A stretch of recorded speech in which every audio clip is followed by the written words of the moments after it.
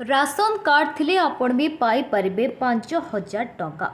बंधुगण आपण मानक आम चैनल को स्वागत करुछु। बंधुगण आज सकाल बहुत गुड़े गुरुत्वपूर्ण खबर अच्छी जहाँ को आपण मैंने निहाती भाव जाणी रखा आवश्यक अटे। तेज आसतु से खबर विषय संपूर्ण भाव में जाणीना।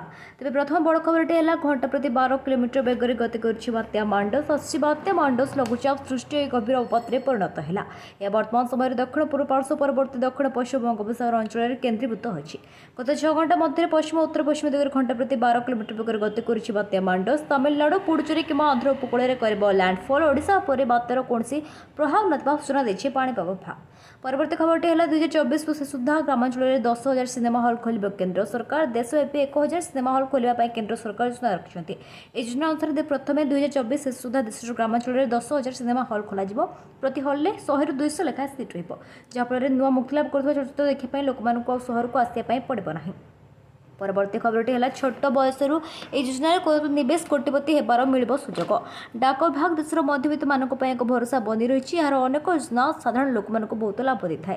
यह सहित समस्त भल रिटर्निंग और निरापत्ता पुंजी विनियोग खोजते तेज यह सुविधा एवं डाकघर देउछि। आपण डाकघर प्रोविडेंट फंड टका विनियोग करेंगे। एठारे आपण निज टंका को सुरक्षित रखिबारे सक्षम होगा सहित आपण बहुत रिटर्निंग भल पाइपर।